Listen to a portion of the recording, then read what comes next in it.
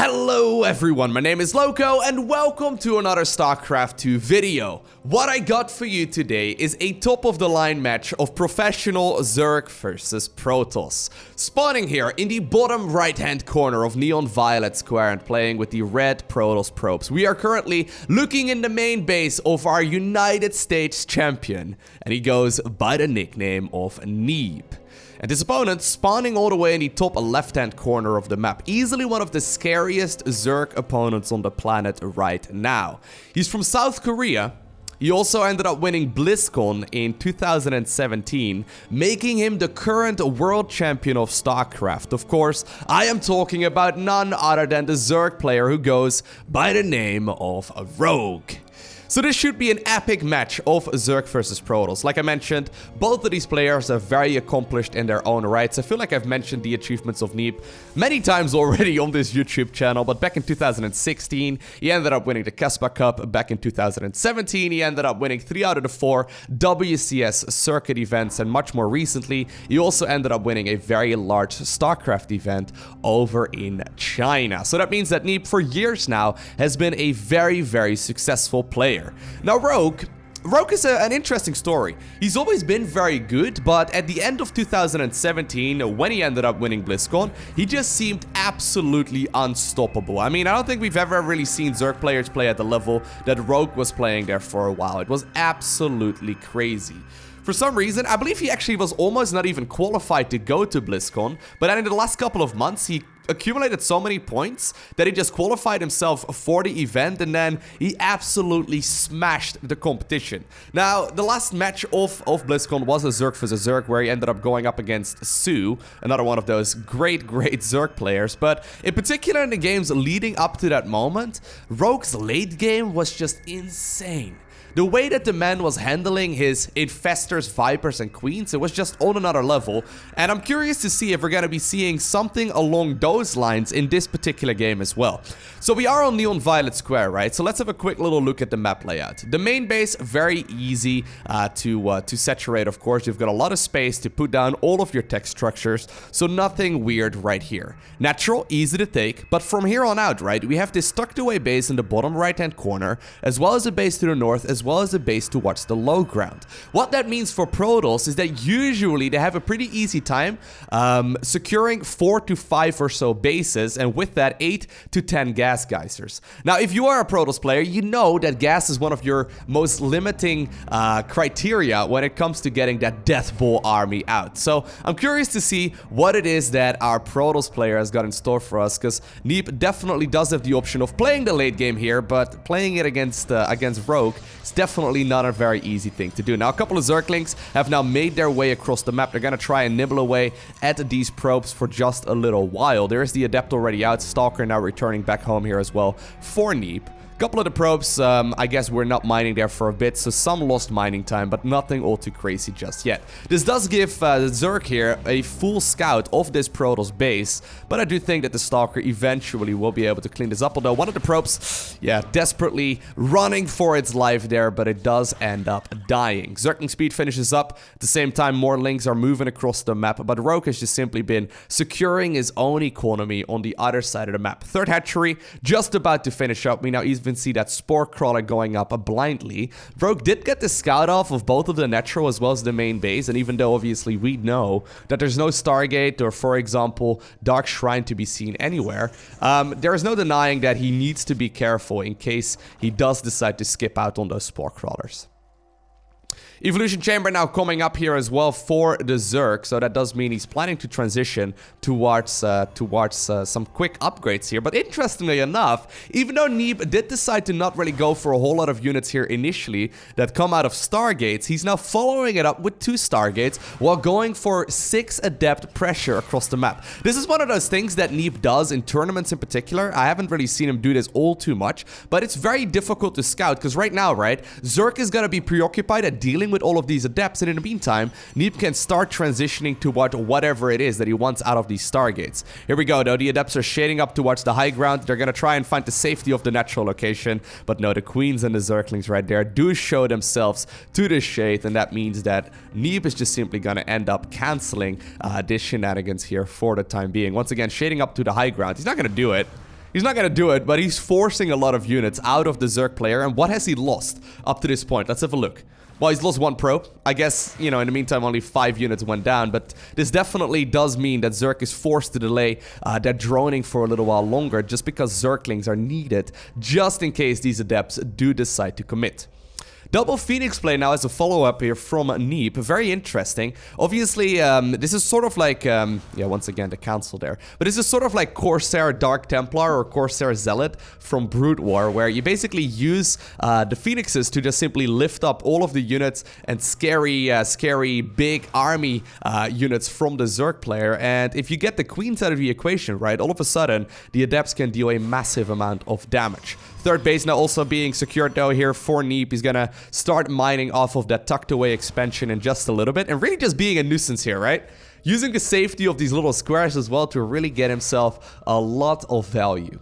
Now, luckily for Rogue though, he hasn't really been all too phased by this. He's just simply chasing around these shades for a little while. 2 shades finally do commit here. So that does mean that they get picked off almost immediately. But while that was all going on, Rogue has happily been mining more and more of those resources. Here we go, though. The Phoenix is now moving across the map. Luckily for Rogue, he was prepared for this with 7 queens and 2 more already waiting. Robotics facility now coming up here for our Protoss as well, but there definitely is a lot of wiggle room here for Protoss. He's got full map control because Zerg is not really capable of moving out in any way, shape, or form. Still, already 3 spores though. Look at this, right? Yeah, Rogue did end up seeing one of the Stargates there, but he didn't see the second one, but he's still been preparing for this push very, very nicely. Once again, though, the Adepts are in a little bit of pressure. I don't think, well, they are going to commit there. Apparently, they will commit, and that means that they will indeed end up getting surrounded. The Queens and the Zerglings pick them up with ease. And Neeb's aggression, even though it looked extremely promising here, it seems to be shut down. Still, whole lot of, oh my god, look at this. This is what the amount of Phoenixes really achieve, right? 13 drones end up dying there in just a matter of seconds. Extremely well done. And where are you gonna push, right?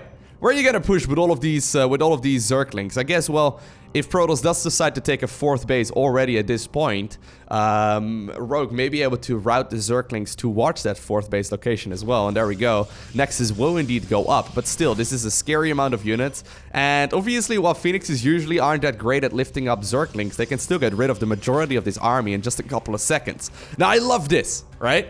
Rogue knowing fully well how to deal with a scenario that is very uncommon. He knows that these Phoenixes are on the other side of the map, and he knows that he's losing drones left and right, but he also knows that there's not going to be a whole lot left over on the ground here for our Zerg, or for our Protoss player. Thing is, right now more gateways are coming up, but, you know, what is this one Immortal going to do? There we go, the Immortal will indeed, oh my god, it will be able to take a lot of the hits. They're perfect force fields, by the way, by our Protoss here as well, really trying to keep this Zerg player at bay. Once again, perfect force fields, getting so much value out of this, and sure, a couple of the units will end up dying, and they do force the council here on that Nexus as well, but that was probably the best scenario that Neeb could have had. Still, do want to compliment the way that Rogue is playing this though, right? Your gut instinct when you're going up against Mass Phoenix is maybe to go ahead and make a couple of Corruptors, like for example Rogue is doing right now, but usually you wouldn't be focusing on Zerglings and Banelings, because it feels counterintuitive. Instead, that's exactly what our Zerg has been doing, but both players really have just been trading blows left and right. Sure, a lot of drones ended up being picked off there, that's 15 drones in total, but those have been replaced immediately here by Rogue, and on top of that, I mean, this is not really an army from Protoss that can move across the map very easily, right? A couple of gateways have now finished up, so I think that Neeb might be able to go for a push, but Phoenixes, they do a lot of pressure, but they're not really able to sustain that pressure for very long. I mean, it's hard to use these units with the main engagements in the mid-game as well, in particular now that Corruptors are out. And speaking of which, they are currently moving across the map. They're trying to see if they can hunt down a couple of those Phoenixes.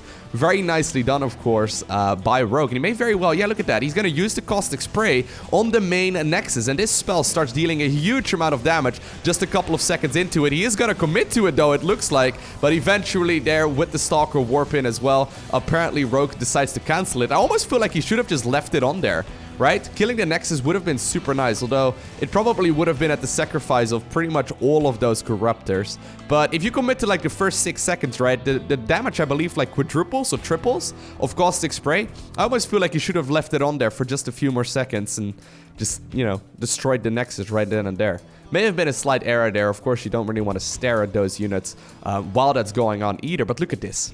Massive Protoss army now being warped in. Immortals, of course, Archons. We see Sentries and High Templars in there as well. Yeah, Psionic Storm is now finished up as well. And we see now that Fleet Beacon coming up for Neeb too. So Neeb doing a phenomenal job, just simply controlling all of the units that he's got. But I like this once again, right? We see 22 Banelings now coming up here for Rogue. And Rogue is really playing that swarmy style. He's actually now sitting on 92 drones. He's sitting on 92 drones. Now, to put that in perspective, usually Zerg sit at like 70 to 80 or so at the very most. Usually, and I don't know if this is going to be the case, but usually when we see Zerg players getting this many workers out, they plan on just simply ramming into those Protoss bases head first over and over and over again. And I'm secretly hoping that that is going to be the case, because that is that swarmy style that so many players do love watching. Now, 5th Nexus will now be secured here on the low ground. Neeb is definitely going to be in some trouble now, though, with Hydras, Zerglings, and Banelings, as well as a couple of leftover Corruptors, making their way towards the 4th base location. They're definitely going to be in trouble, though, because the Storms are going to be able to deal a huge amount of damage. Great focus firing so far, though, on these Banelings, but at the same time, the Zerglings and Banelings are trying to secure the kill on this 5th base as well. And while the Storm is being left behind beautifully, oh my god, look at that! The force field's absolutely perfect with the Storm combination there as well. Let's see how well Neeb can deal with the massive amount of Zerg here near the northern end as well. Gotta say, I was assuming that Neeb was making a mistake by leaving those units all the way in the back, right? With leaving those High Templar in the back. And even though he didn't really see those Zerglings and Banelings there hanging out to the left-hand side of the 5th, he really did position his army perfectly there, with the force fields on the ramp preventing the Lings and Banes from entering the base and then Storms to finish it off. Very difficult to control, but very nicely done so far here by our Protoss player. Still, I mean, Rogue is still sitting on 90 workers. He's gonna continue headbutting his way in there with Zerglings, Hydras, and Banelings. Here comes the Swarm. This is one of those epic battles, though, that you could really read about in the StarCraft lore. Because look at this. This is the Swarm fighting against the high-tech army of the Protoss. The 5th Nexus eventually now does end up going down. A couple of these, oh my god, the Archons there in the front eating so much of the damage. They can land like, I believe it's like 20 or so Banelings on a single Archon, depending on upgrades and whatnot, of course. But Archons can eat Banelings for breakfast over and over and over again. 5th base, though, finally did end up going down there for Rogue, and that means that he can continue now the pressure towards the 4th Nexus instead. Neeb is only sitting on 56 Harvesters at this point. He's desperately trying to add on more and more probes, but he's now also starting to transition into that very scary Death Ball army of the Protoss. A lot of the carriers are now joining this battle, and a couple of them are already out. Once again, though, here we go. The Interceptors, they do cost money, of course. They do have 80 HP each, or that's 80 HP each for only 15 minerals, so they're more than capable of keeping these Hydras and Corruptors at bay for a little while. Once again, great Storms there, really getting rid of a lot of this army. The Corruptors now target firing down one of those carriers as well, and here comes the Swarm once again for wave number 7 or so. One of the carriers does end up dying there, but the majority of the ground army of the Zerg was also dealt with once again perfect Storms there by our good old Neeblet. I love the way that Neeb is controlling this army. Very, very patient. Although I don't think he wants to move out, though. Yeah, no. I was gonna say, if you move out into the creep, the Zerg army is gonna be coming from every single angle. One of the reasons why he's winning this is because of the way that he positioned his buildings and the Sim City that he's got for himself with his tucked away location. The way that Neeb is playing this, I know there's gonna be Zerg players that are looking at this, right? And like, oh my god, that's disgusting, I can't believe it. All they're doing is landing Storms and like sitting back at home turtling. The thing is, if you try and do this, it is so easy to just slip up and lose 2 bases if you're the Protoss in this location, right? Like, you can easily lose all of your High Templar and all of your scary tech units if you're not positioning them perfectly. It's a very, very tight defense. Rogue not done yet, though. Once again, maxed out. Here he comes again for another massive wave. Just eating those Storms left and right. Now also moving the Corruptors on top of all of those carriers. Target firing down each and every one of them. Right now, though, a little bit of wiggle room there for our Protoss once again. And Neeb keeps the majority of his scary units alive once more. He's slowly building up that Protoss Death Ball. It's taken him 15 minutes so far, but he's starting to get to the point where he's looking to max out. 170 supply right now for our Protoss player, and you gotta keep in mind, right, this is not the style that won Rogue BlizzCon. This is the style where you just simply headbutt and swarm your Protoss opponent. He's not going for the spellcasters and all of the scary units that Zerg does have that at their disposal. Instead, he's sitting on 95 drones, mining the gold, mining more and more expansions here, and really just trying to effectively, I guess soft contain the Zerg player at this point, right? He's effectively or the Protoss player rather. He's trying to contain the Protoss player on as few bases as possible. Once again though, Protoss is trying to make a bit of a move out on the map. I don't think you want to go out there right now at this point. Once again though, here we go. The Banelings and the Zerglings are moving forward. Storms at the last second at the perfect time. They get rid of pretty much all the Zerglings in just a couple of seconds, and the Banelings popped as well. Queens now joining in from the back, although a few of the High Templar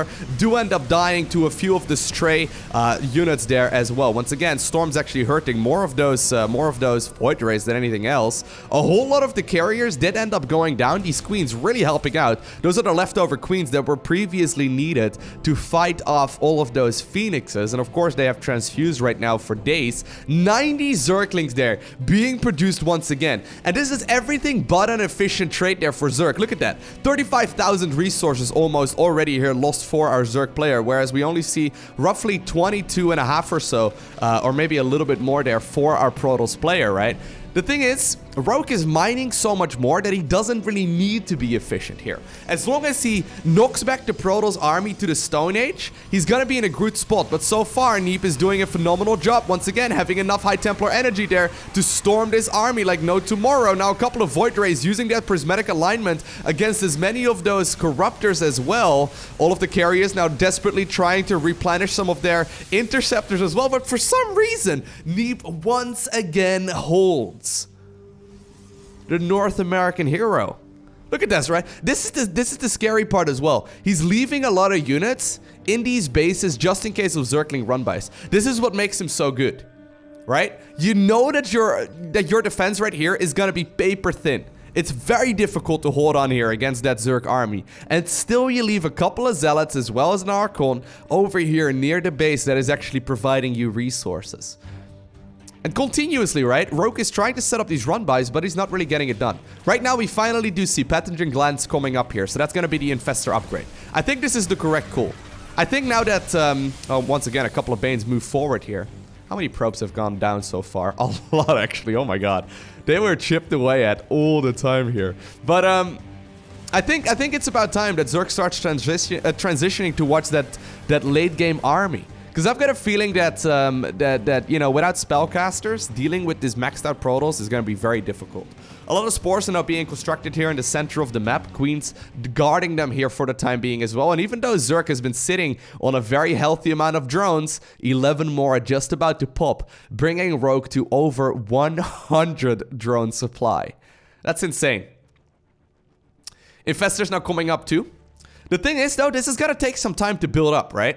Like, this Zerg army, it's gonna be good once it gets there. Once these Infestors get maxed out energy, and once the Vipers and, you know, the Queens and whatnot replenish some of that energy as well. I haven't seen any Vipers just yet, by the way. Double Spire now finally coming up here as well. So, Protoss is gonna have to deal with double Zerg upgrades for air as well. But the thing is, it's gonna take time. And Neeb, he's been holding on valiantly for a very long while already. He's now maxed out. He's now maxed out. Now, immediately upon seeing that this army from Protoss is making a move out across the map, it looks like part of the Zerg army is now cycling towards the north. Keep in mind, now that Neeb is maxed out, he can't really warp in very much either. The one Archon apparently enough now to deflect the majority of this army. A couple of hero Zealots trying to slice and dice at these Infestors as well, but the Protoss army is ready to go. Look at this. This is an absolutely terrifying force now for Protoss. This is only, like, this is built off of 163 workers only. That's 115 army supply. Massive amount of interceptors, though, being picked off almost immediately. Perfect fungal growths here as well, really slowing down this army. But the Storms are hurting and chipping away at the majority of this Zerg army here, too. Is there enough here, actually, for Rogue to hold on? I'm not sure. Right? He's thrown away so much army, and he's once again trying to rebuild a lot of it as well, but he doesn't have that massive amount of spellcasters that you would expect from a Zerg player here instead. Couple of links now making their way towards that newly acquired gold base as well from our Protoss player. But I think that Rogue is in a lot of trouble. Neeb has had enough. He's going to try and move forward once again now that his interceptors are back and charged up ready. There we go. They're gonna start dealing some damage here to these spore crawlers too. But thing is though, this is not a very efficient trade whatsoever, right? He's trading interceptors for queen energy, right? The queens will just transfuse these units for a very long time. But here we go. Now that the spores are running low, apparently that means that the Protoss army is charging forward. Storms are available, still being very cautious about using them. And it does look like Neeb very well may just decide to go back. He's once again trying to secure another one of those bases. This is actually very critical. Couple of Zerglings now trying to once more pick it off, and they will be able to do so with absolute ease. This Protoss army is massive, but it is starting to fall a little bit short. Then again, though, the storms were not used just yet. They will be able to zone away a lot of the Zerg army from those spores. Now that the spores are dealt with, and a lot of the Zerglings are dead as well, a lot of the High Templar are now morphing themselves into Archons. The Interceptors are just in plentiful numbers, and I think that the carrier count is just a little bit too big. Yeah, Neeb is smelling blood. He's been holding on for the entirety of the game, playing an absolutely brilliant defensive Protoss style. And even though the swarm was there to overwhelm that army many a times, Neeb kept all of the valuable units alive to the best of his abilities. And eventually, right, that Protoss army maxed out. And it's just too much. Rogue still sitting on 89 workers. But apparently it's not enough. I'm curious. Hold up. Let's have a look at this. Yeah, so look at this. This is the reason why Neeb ended up winning the game. He was so very cost efficient with the way that he was controlling his army movement. He ended up losing 35,000 resources, which definitely is a very solid amount. But compared to the Zerg there, even though the Zerg was mining significantly more as well, 197 interceptors there. Even though the Zerg was mining a lot more as well, that's 513 Zerglings. Apparently the efficiency there of the Protoss army was just a little bit too much, and Neeb managed to pick up a very well fought victory. I hope you enjoyed watching this game. If you did, make sure you hit that like button down below, and if you want to see more, make sure to hit that subscribe button so you get a notification as soon as I upload more. Other than that, I want to thank you for watching. Have an amazing day, okay? Do not forget to smile, and I'll see you in the next one.